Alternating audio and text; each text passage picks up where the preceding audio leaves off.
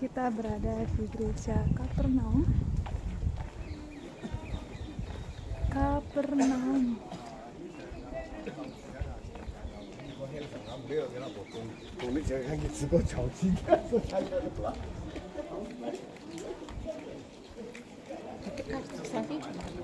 Kan dia bahasa, ada semuanya bahasa. Hah? Let's go. Yala. Cepat. Cepat. Yala.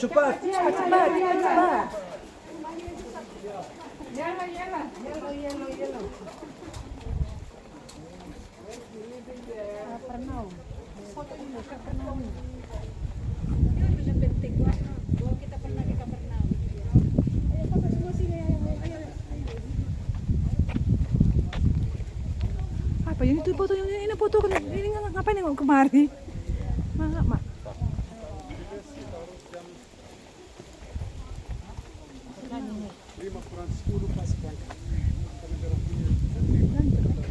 Hancur.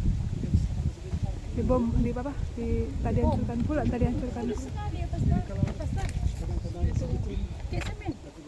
Apa itu? Eukaliptus. Oke, jadi Bapak dan Ibu, kita sekarang akan menutup perjalanan belum Perahun ya, hanya jalan-jalan kita di tempat yang dianggap salah satu tempat penting dalam sejarah kekristenan. Kita di kampung Yesus yang disebut Kapernaum. Itu nama dalam bahasa Anda, bahasa Asing, bahasa Inggris. Tapi dalam bahasa kami di sini, baik dalam bahasa Ibrani maupun dalam bahasa Arab, kita menamakan tempat ini Kfar Nahum. Terdiri dari dua kata, yaitu Kfar dan Nahum. Kfar itu kampung atau desa. Bisa juga kadang-kadang sebagai kota kecil. Kampung, desa, kota itu Kfar. Bagaimana dengan Nahum? Ada yang katakan Nahum itu adalah atas nama seorang benteng atau nabi. Tapi itu salah pemahaman. Informasinya memang salah. Yang benar Bapak dan Ibu, Kfar itu kampung atau desa. Nahum dari kata dalam bahasa Ibrani maupun dalam bahasa Arab tahum. Tahum artinya batas atau berbatasan. Jadi kampung berbatasan. Itu. Kenapa? Ada bukti. Karena tempat ini Bapak dan Ibu yang belum pernah disebut dalam perjanjian lama, tapi terbalik dalam perjanjian baru adalah salah satu tempat yang sangat penting. Pada masa kuno, pada masa perjanjian lama, tempat ini merupakan tempat perbatasan antara Zebulon dan Naftali. Yang tetap tempat perbatasan pada masa perjanjian baru, tetapi antara kedua kerajaan Herodes Antipas, ibu kota dia Tiberias yang tadi, dan Herodes Philip dan ibu kota dia di Caesarea Philip.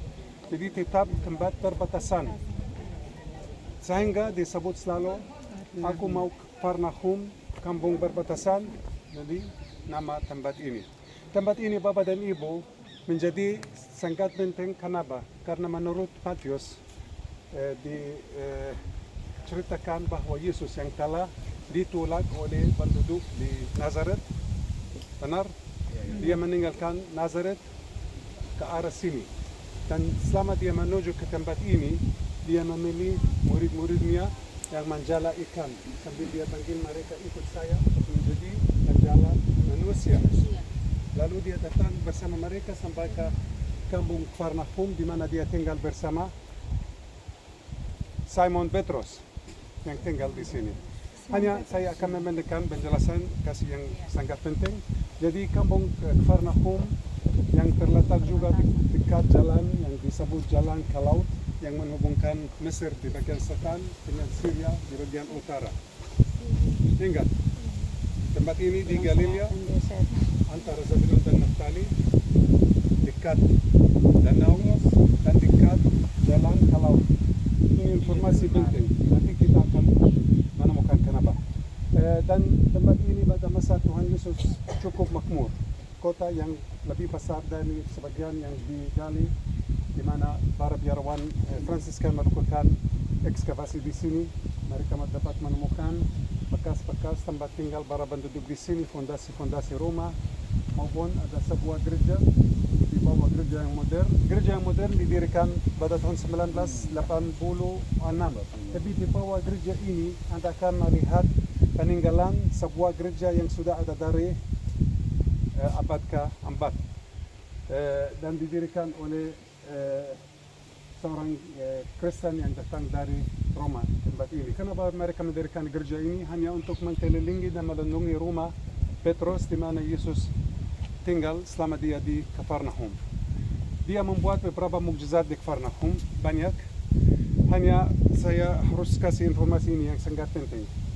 Menurut kitab suci, berapa jumlah mukjizat yang dilakukan oleh Tuhan Yesus yang dicatat dalam kitab suci? Jumlahnya 37. Tapi mukjizat-mukjizat yang dilakukan oleh Yesus berapa? Tidak bisa dihitung, banyak sekali. Tapi yang dicatat di dalam Injil 37. Antara 37 Bapak dan Ibu adalah 21 yang terjadi di Kafarnaum. Di sini. Sehingga Anda bisa memahami nilai tempat ini dalam sejarah kekristenan. Di sinilah di mana Yesus menyembuhkan banyak orang, di mana dia bersabda dan kasih khutbah lebih sering dari lain tempat di Kafarnaum.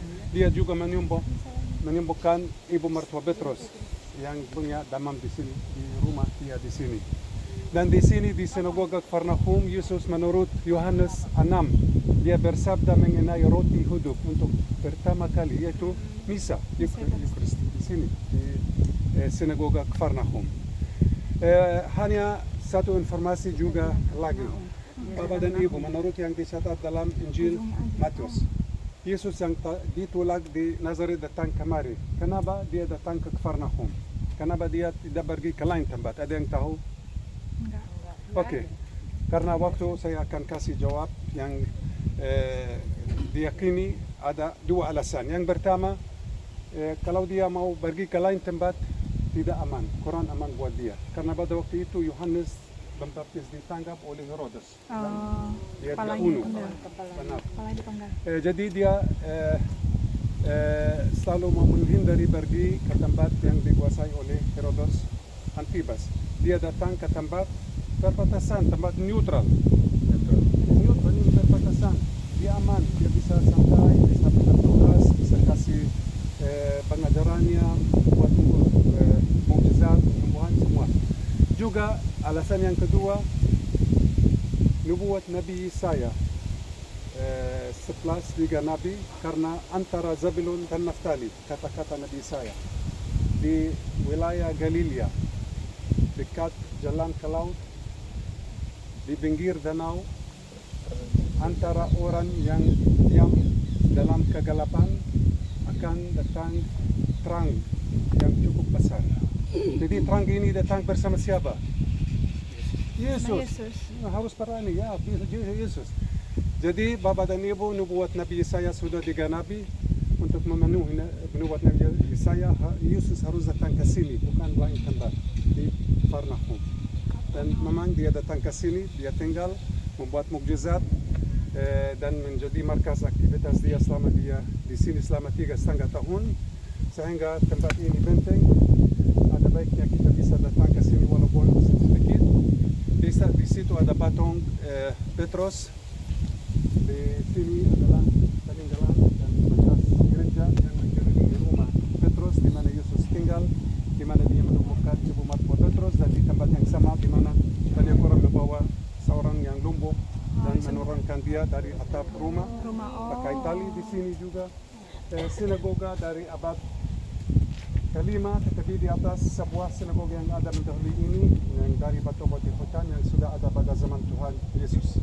Jadi lihat-lihat Bapak dan Ibu tempat di sini, dan 10 menit lagi kita semua harus berada. Ini runtuh apa gimana? Ini runtuh atau gimana? Runtuhan dari rumah tempat tinggal. Dihancurkan. Tetapi ini sebagian dari sinagoga.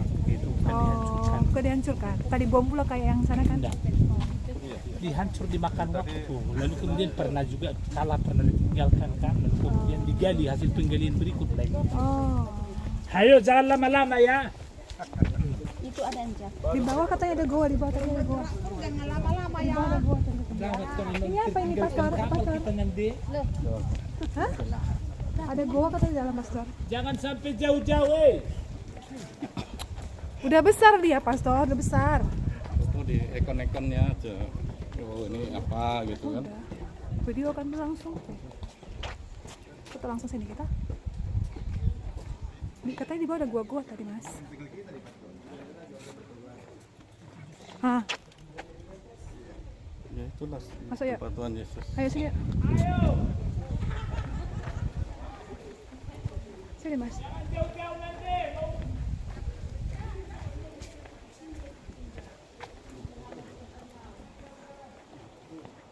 Nggak bisa mas. Enggak sini.